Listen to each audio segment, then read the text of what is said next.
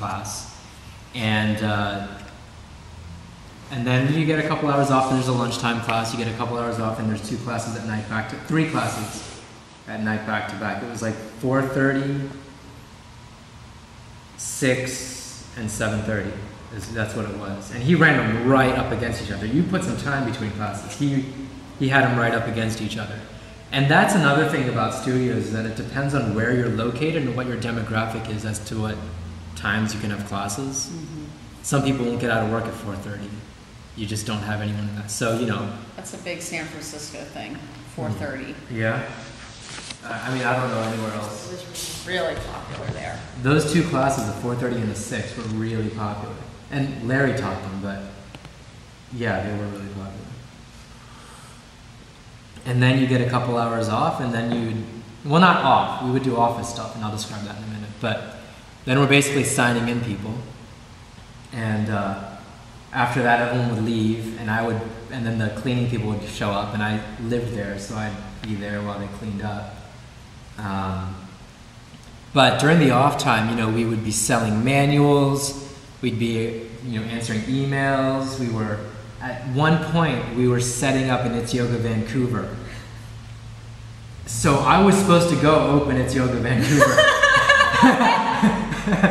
And I was like, this is great. No, I'm not doing this. I was going to fly up to Vancouver and open that studio. And so there was a lot of paperwork going on. There was a lot of like faxing documents to Vancouver, and there was like, you know, international sort of rules to follow and exchange rates and lawyers, and so I was involved in some of that, just talking to people and emailing back and forth and faxing stuff out.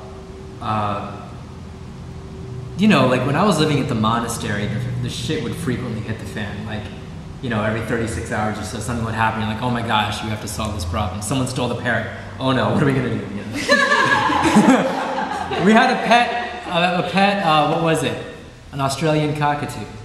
And someone stole it once. You know, so did you get it back? We did get it back. So you found out who stole it? Yes, we did find out who stole it. Karma. It was a guy. It was some Like, guy. but like why? Was there just... Yeah, there's some weird people. He was just like, oh, Jacob looks lonely. Let me take him to meet the birds that I know. And so he took the bird to meet the birds in his neighborhood. Yeah. Anyways, totally beside the point. I guess like aside from Larry kind of being a nut job every so often, really it was a pretty simple day-to-day existence. You know, I was 23. No, I turned 24 while I was there. I think I was, yeah, somewhere in there. And so like I was totally cool sleeping on the floor of the yoga studio, making like $40 a day, and I'm like, oh wow, I can eat. I'm great, you know, it's fun. But I don't remember what they paid me. It was not very much. But I got to live there for free, and I was in San Francisco, and it was like great. And but I was like the live-in. I ran the studio. You know, they would leave. Like at one point, they both went to Molokai. It was Kelly and Larry. And Kelly actually ran the studio, but they wanted to go to Molokai. And so they went down for like 3 weeks, and they left me there. It was fine. It was not a big deal. It was a lot of work, but it's little stuff. You know, you got to light incense and light candles and check people in, maybe, you know, and all the little things start to make a difference, like when you remember people's names and you greet them, and you know, all that stuff. Renting out mats and managing all that. We'd air out the mats every night and spring them down and all that. Keeping the place clean. It's a machine. Just, I remember one time opening up a drawer at It's Yoga San Francisco, and it was like one of the drawers we have out there, you know, like this deep and this wide, and it was filled with tea light candles. It was like a whole humongous like drawer of them. I was like, wow. I was like, Larry really stocking up on the tea lights.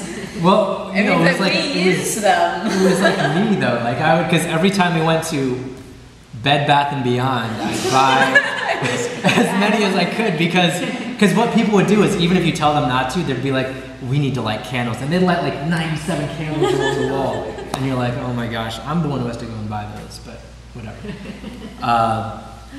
So yeah.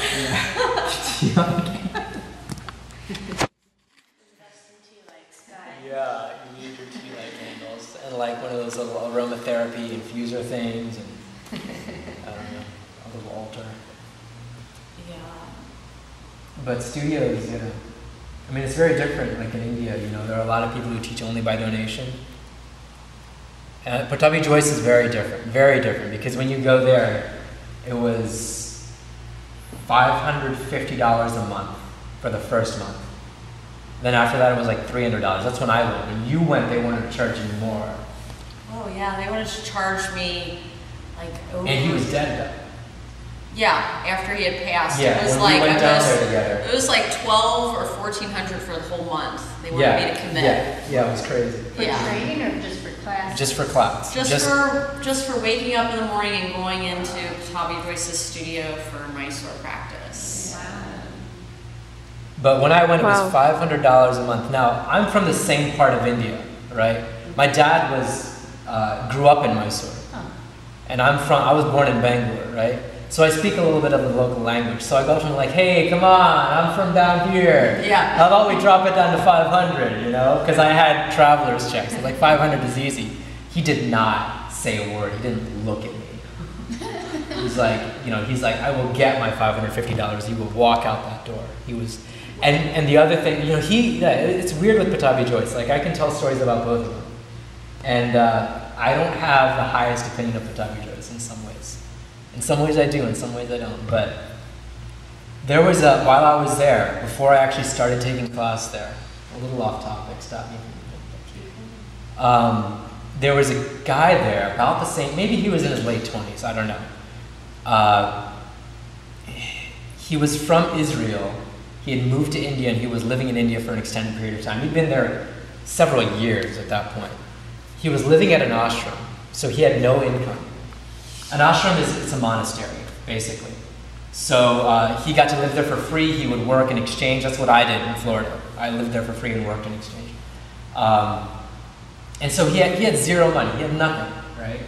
And he goes to Pattabhi Jois and says, I hear you're this great teacher, and I really want to take class with you. And he had the ashram had given him some money to spend. And Pattabhi Jois has a price for Westerners and a price for locals. And this guy, because he was from Israel, even though he'd been living in India for years, because he was from Israel, Pattabhi Jois would not budge. He's like, you owe me $550 if you want to come here. And this kid's like, I don't have any money.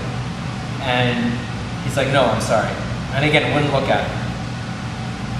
And he's like, okay. And I think Pattabhi Jois threw him a bone, like, if you want, you can come Tuesday afternoons, and my daughter will teach you, or something like that. There was some other thing he had, some other offer. And this kid's like, well, I'll see what I can do. Or maybe I'll only come for 2 weeks or something like that. And he walked away. And my mom was like heartbroken. We both were, but my mom was like, she still tells the story sometimes. She's like, he just wanted to learn, And we were talking the first time I came into class, we're talking about how sacred that teacher-student relationship is. And a true teacher will accept you if you have no money. Right? Yeah. But he died a millionaire. I think he died a millionaire.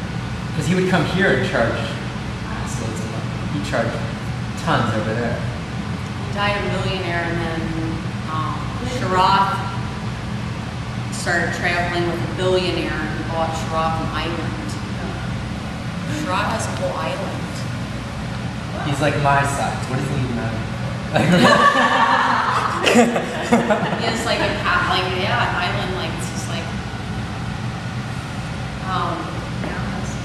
well, when Pattabhi Jois was first learning from Krishnamacharya, the irony of all this is that Pattabhi Jois came from a very poor family, and it's all written in that book there when they opened the Mysore library, or what is it called, the Ashtanga Yoga Institute, or Ashtanga Yoga Research Institute. Research Institute. It's a library, and they have a big dedication to Tommy Joyce and his childhood story. And he originally was learning.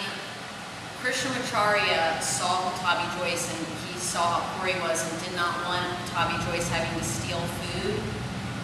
So to make him feel like more honorable, he said, "You practice yoga, I'll give you food." And that was how, very humble beginnings. This is where Ashtanga